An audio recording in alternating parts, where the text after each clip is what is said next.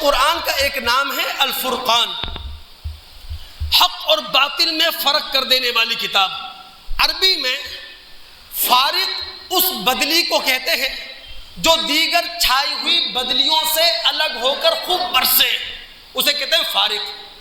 قرآن فرقان ہے، حق اور باطل میں فرق کر دینے والی کتاب، صحیح و غلط میں فرق کر دینے والی کتاب، راستی ناراستی میں فرق کر دینے والی کتاب، عدل اور ظلم میں فرق کر دینے والی کتاب۔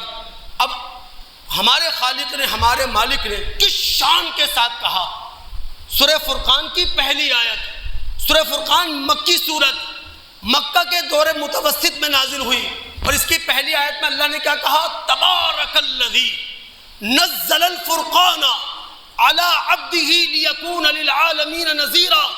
مبارک ہے وہ ہستی، بافیض ہے وہ ہستی جس نے اپنے بندے پر فرقان نازل کر دی تاکہ وہ بندہ محمد الرسول اللہ صلی اللہ علیہ وسلم پوری دنیا کے لیے وارنر بن جائے، پوری دنیا کو خبردار کر دے۔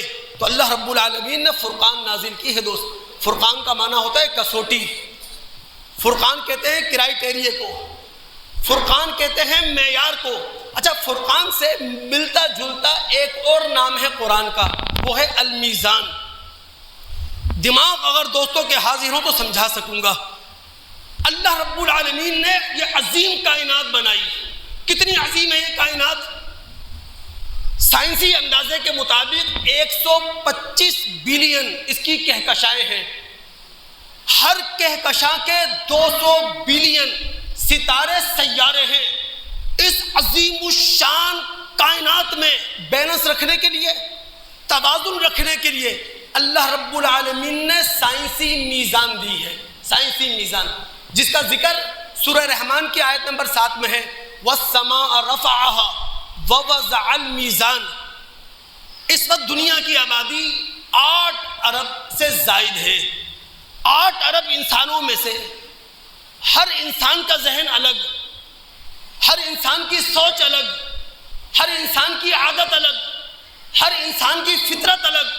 اللہ رب العالمین نے 8 ارب سے زائد انسان جن کی سوچ ایک دوسرے سے الگ، جن کی عادت ایک دوسرے سے الگ، جن کی فطرت ایک دوسرے سے الگ، ان میں توازن قائم رکھنے کے لیے، ان میں بیلنس قائم رکھنے کے لیے قرآن کی میزان دی ہے۔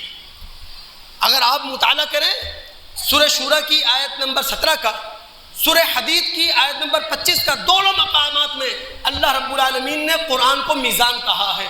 ہم مطالعہ کرتے ہیں سورہ حدید کی آیت نمبر 25 کا، رب العالمین فرماتے ہیں لَقَدْ أَرْسَلْنَا رُسُلَنَا بِالْبَيِّنَاتِ وَأَنزَلْنَا مَعَهُمُ الْكِتَابَ وَالْمِيزَانَ لِيَقُومَ النَّاسُ بِالْقِسْطِ۔ ہم نے رسول بھیجے، رسولوں کو کتابیں دیں، وہ کتابیں میزان تھیں۔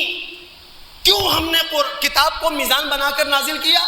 لِيَقُومَ النَّاسُ بِالْقِسْطِ، تاکہ لوگوں کے درمیان انصاف قائم ہو، لوگ اپنی ذات کے ساتھ بھی انصاف کریں، لوگ اپنے معاشرے، اپنی سوسائٹی کے ساتھ بھی انصاف کریں۔ میں تمام مسلمانوں سے خاص طور پر مخاطب، دماغ آپ حاضر رکھیں۔ دوستو، کیا ہم نہیں چاہتے فرقہ واریت کی آگ کسی حد تک سرد ہو جائے؟ کیا ہم نہیں چاہتے ہم اپنے آپ کو روشن خیال بنا لیں؟ کیا ہم نہیں چاہتے اپنی ذہنی تنگی کو ختم کریں، اپنی قلبی تنگی کو ختم کریں؟ کیا ہم نہیں چاہتے معاشرے کے اخلاقی فساد کو ختم کریں؟ کیا ہم نہیں چاہتے نفرتوں کے کانٹے چن لیں؟ کیا ہم نہیں چاہتے عدل ہو؟ ہم نہیں چاہتے ایمانداری ہو؟ ہم نہیں چاہتے انصاف ہو؟ جب یہ ساری چیزیں ہم چاہتے ہیں، اپنے آپ کو نیک بنانا چاہتے ہیں، اپنے معاشرے کو نیک بنانا چاہتے ہیں، تو دوستو قرآن کے قریب ہونا پڑے گا۔ بس فکر ہو تو قرآنی، شعور ہو تو قرآنی، عمل ہو تو قرآنی، سوچ ہو تو قرآنی۔ جب تک قرآنی فکر نہیں ہوگی، قرآنی شعور نہیں ہوگا، قرآنی ذہن نہیں ہوگا، قرآنی عمل نہیں ہوگا، اللہ کی قسم تبدیلی نہیں آئے گی۔ معاشرہ اسی طرح نظر آئے گا جس طرح نظر آ رہا۔ دعائیں کر رہے ہیں ہم، لیکن دعاؤں کے اندر اثر تب پیدا ہوگا جب میں اپنے آپ کو بدلوں۔